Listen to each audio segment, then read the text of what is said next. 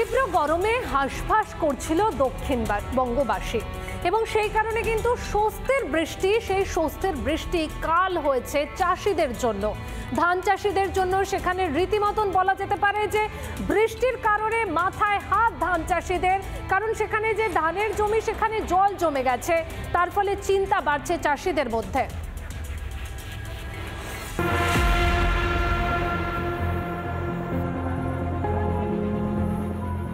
বৃষ্টির জলে ভাসছে কাটা ধান, মাথায় হাত দক্ষিণ 24 পরগনার কুলপি, মথুরাপুর সহ বিস্তীর্ণ এলাকার চাষিদের। ধানটা কিভাবে তোলা হবে বা ধানটা কিভাবে কাটা হবে, যতটা ক্ষতিগ্রস্ত, এখন যা চাষ করেছি তার লাভের অর্ধেক পাবো কি তারও ঠিক নেই। মাঠের জমা জল তুলতে তাই মোটর বসিয়েছেন কৃষক পরিবার।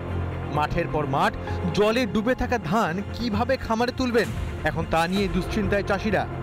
কি করে এই ক্ষতি হয়ে গেল, আর কি করে খরচ উঠবে? ক্ষতি না হলে খরচ কোনো ব্যাপার ছিল না, এবছর যে কোনো হয়তো লোকসান হয়ে যায়। অন্যদিকে কালবৈশাখীর সতর্কবার্তা দিয়েছে আবহাওয়া দপ্তর, তাই পশ্চিম মেদিনীপুরে কাঁচা পাকা ধান কেটে খামারে তুলতে ব্যস্ত কৃষকরা। কেউ পেকেছে, কেউ পাকতে বাকি আছে। আসলে ঝড় বৃষ্টি, ওয়েদার খারাপ, এই জন্য চটফট করে কেটে দিতে হচ্ছে। কেউ চড়া সুদের ঋণ নিয়ে লাভের আশায় ধান চাষ করেছিলেন। যেটুকু ধান পড়ে রয়েছে তা ঝাড়াই করতেই অনেক বেশি খরচ হয়ে যাবে। পাকা ধান তোলার ঠিক আগেই বৃষ্টিতে ফসল নষ্ট হয়ে যাওয়ায় কপালে চিন্তার ভাঁজ ক্ষতিগ্রস্ত চাষিদের। বরুণ হালদার ও সুদীপ্ত দাসের রিপোর্ট, রিপাবলিক বাংলা। সমবায় সমিতির ভোটের দামামা বাজতে শুরু হয়েছে চাপানুতর। উত্তর দিনাজপুরের চোপড়ায় সম্মুখ সমরে কংগ্রেস ও তৃণমূল। শাসকের বিরুদ্ধে গাজোয়ারির অভিযোগ বিরোধীদের, যদিও দায় এড়ানোর মরিয়া চেষ্টায় ব্যস্ত তৃণমূল নেতৃত্ব।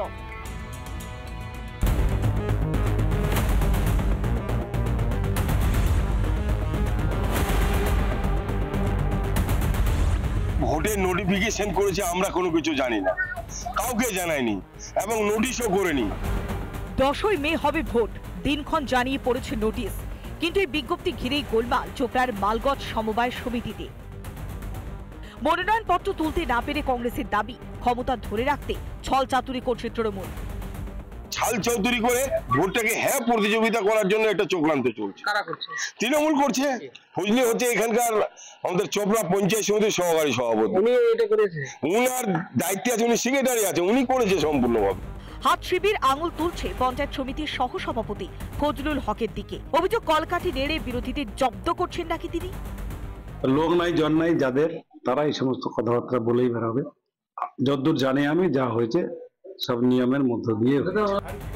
তবে শাসকের এমন সাফায়ে দমতে নারাজ কংগ্রেস। তাদের হুঁশিয়ারি, মনোনয়ন দিতে না পারলে আন্দোলন চলবে লাগাতার।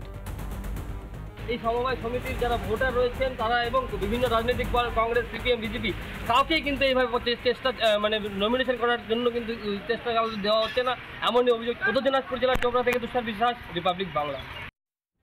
নানা ধরনের কন্টেন্ট দেখার জন্য লাইক করুন, শেয়ার করুন আমাদের ফেসবুক পেজ, সাবস্ক্রাইব করুন আমাদের ইউটিউব চ্যানেল। পাশাপাশি অন্যান্য ব্রেকিং নিউজের জন্য অবশ্যই চোখ রাখুন রিপাবলিক বাংলায়।